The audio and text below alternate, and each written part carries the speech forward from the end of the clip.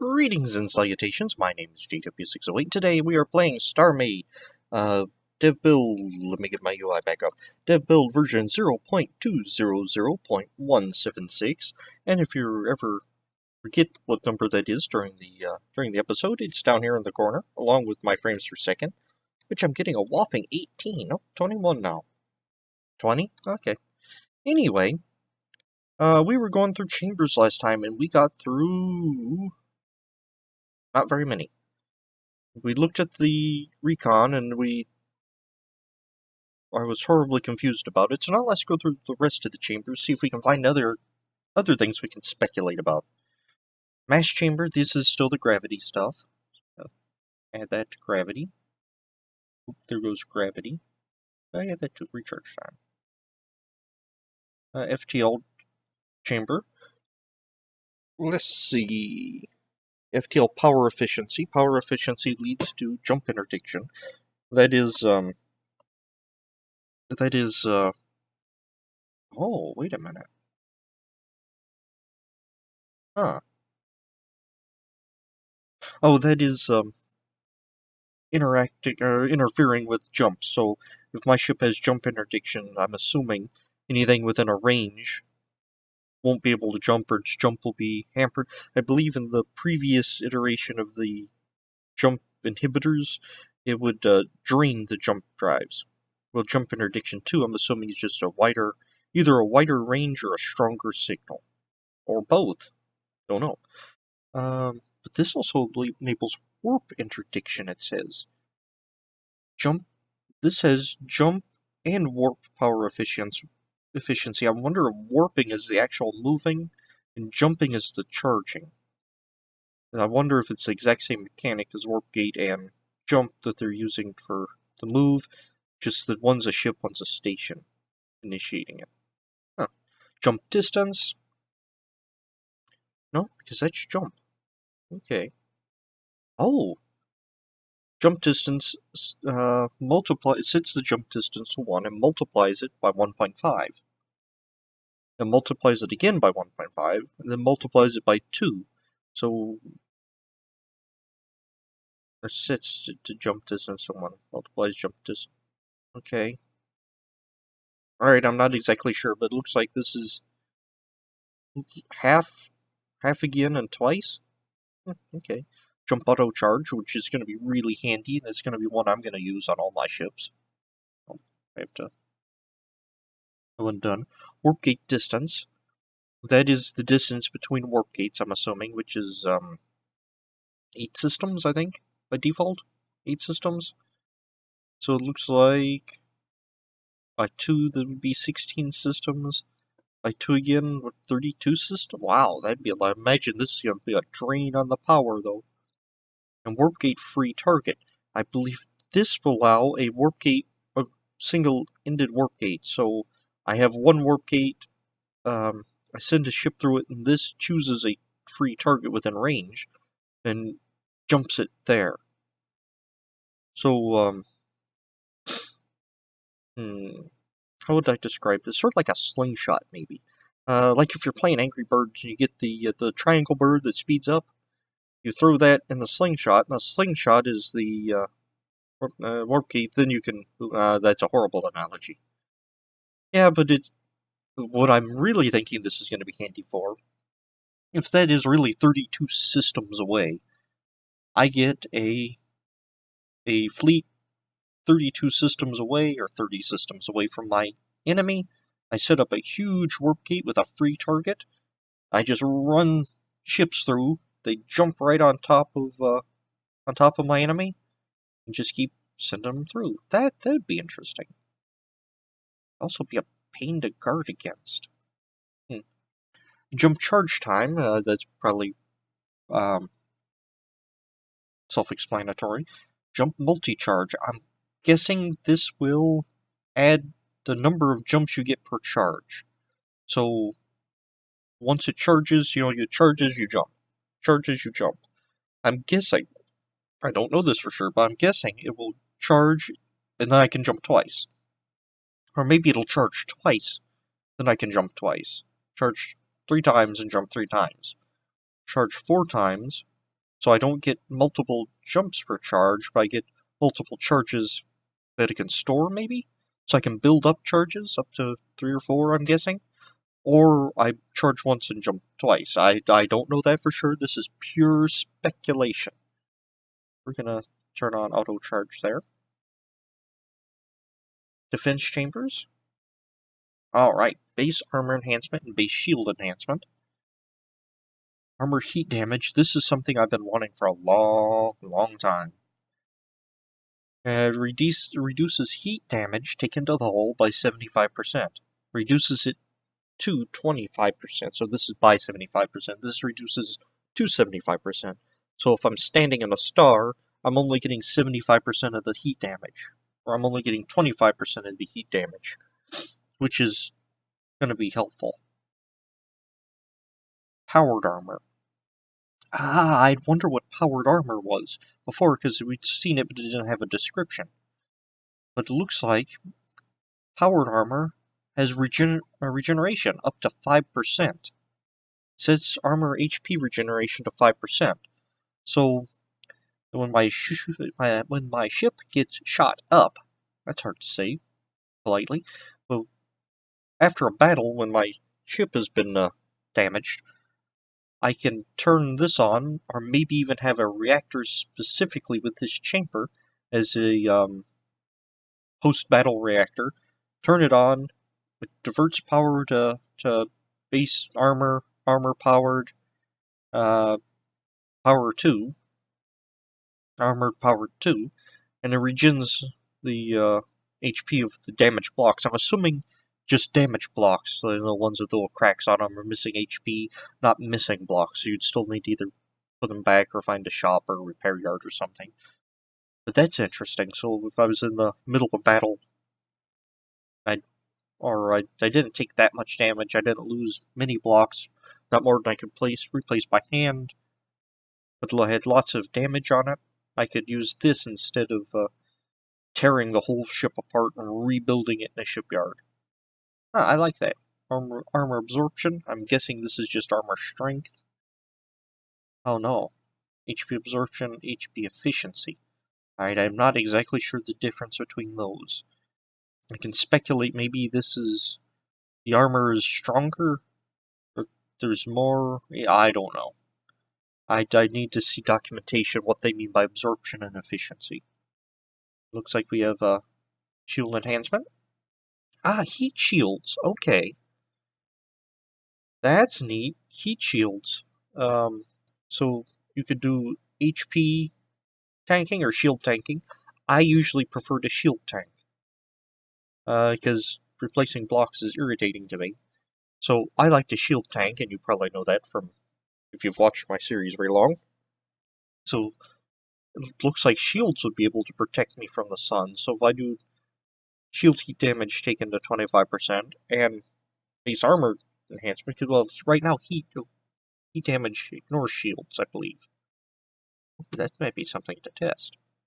Anyway, so that's interesting. Alpha 1 and Alpha 2 damage shield type. Shield hotspot range. Shield hotspot range to 25%. Sets it to 50. It adds 25%. DPS. Shield hotspot DPS. Hotspot alpha. Outage redux. Okay, now I can understand outage redux. This is the amount of time after shield gets hit before it starts recharging. It looks like you can drop it 70%, so it's 30% of the time it takes. Once you put this on full, shields will be regenerating faster. Because right now that's a good way to get around a shield tank, is if once you get it down, keep a cannon on it, just constant fire. The constant damage keeps the shield from turning over the fire timeout, or under fire timeout.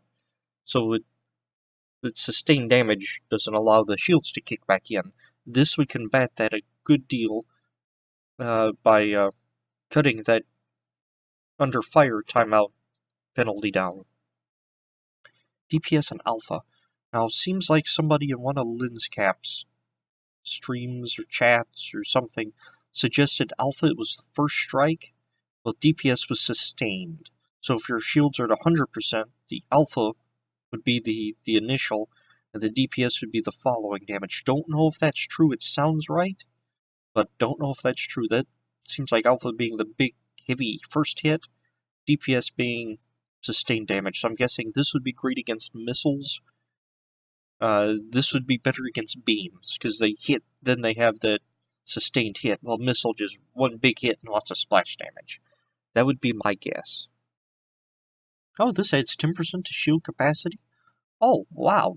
And takes 25% off the under fire timeout. Oh, so that's 25, that's 75, that's 95, so it's 5% shield timeout? Oh, wow, okay. Change that back, so instead of 30% shield timeout time taken, it's 5. Wow. That's going to be on all my big warships. Our base armor, that adds 10% to efficiency and negative 25% to absorption.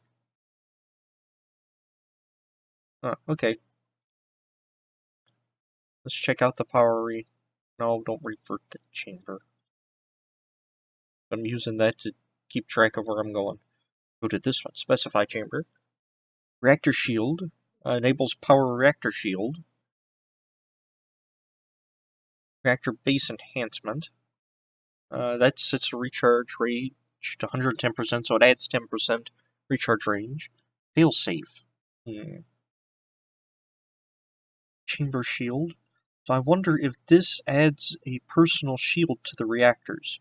Sort of without having reactor, or without having shields, so you could have a shielded reactor in the ship by having this chamber. Don't know that for sure. And this one would add chamber shields. Again, don't know that for sure. This is pure speculation. And a reactor failsafe. I wonder if that enables you to go past the 100% without having bad consequences. I know there was talk of maybe having unstable reactors become volatile, sort of like the power aux, or auxiliary power in the stable build. That's going to be interesting to see what exactly this is, although I really like the base, so you get 10% extra recharge. What are you, mobility chamber? Oh wow, they've added stuff here. Top speed 1, that adds 10% to thrusters, 20, 30, so it adds, so that'd be with 60% faster than you should be going. Thruster blast, multi-charge, so I'm guessing thruster blast will, no message attached, no pointer, okay. No message attached, no pointer. Okay, anyway, I think the thruster blast is going to do something like, a boost. Like in racing games, you have boost and things of that nature. You know, your engine goes faster for a little bit. I'm wondering if that's the case. I'm restarting Starmade now, so we can try to finish up these chambers, because I got distracted last time. Okay, yep. There you go, OBS. Yes, Starmade by Shine. Continue the last play. Unless that corrupted this world, then oh no. All those power reactors floating around in the galaxy are useless. But anyway, a thruster boost, that would be really neat to have. You know, just click it and it gives you a little extra oomph as you go along. I also saw anti-gravity in there, so I'm guessing anti-gravity is going to be the defensive stop effect. You know, you have stop effect on your ship, and you didn't have to worry about gravity, like you could hover on a planet without too much trouble. Yeah, I know. Okay. Why are you moving? Wait a minute, am I moving? No, I'm not moving. Why are you moving? Did I bump you? Irrelevant. Let's see. Let's go back to our reactors. Defense. Mobility. We were at mobility. Anti-gravity, I'm guessing that's like the stop effect module. Turn rate 1, except not the beam, the defensive use of it. Turn rate 1, that shows you how much you can turn. I can demonstrate that one. See the little circles where my mouse cursor is, and that's where I want the ship to be. I played with this earlier. I haven't recently, but with the turn rate on, I get there much faster. See how long it takes? Now, I'm not going to turn it on. Well, actually, no, I'm not, because I don't want to risk crashing again right now. Mobility, specify chamber, and thrust configuration apply speed 1. So, when you change thrust settings, it takes a while to apply it. And logistics chamber, that's our last one. It's the mining bonus, mobile factory, transport outage reduction, or shield outage reduction. Oh, I haven't seen that one. Or if I have, I don't remember it. That's going to be interesting. So, 50-50, so it looks like I can drop 100%, so using a transporter doesn't drop the shields of this entity. That's going to be nice. Factory break time, that's on stations, and it's going to reduce the time to bake, make things in a factory. Mineral to resource, I'm still not exactly sure what this is going to do. Minerals to resource conversion. I don't know if it's like a mining bonus, and it's not a mining bonus, or if it converts dirt to minerals, or if it converts minerals to their refined. I need to see documentation on this one. And we are out of time for today. That's mostly because of our crash, but that's to be expected. Oh, it's actually letting me move.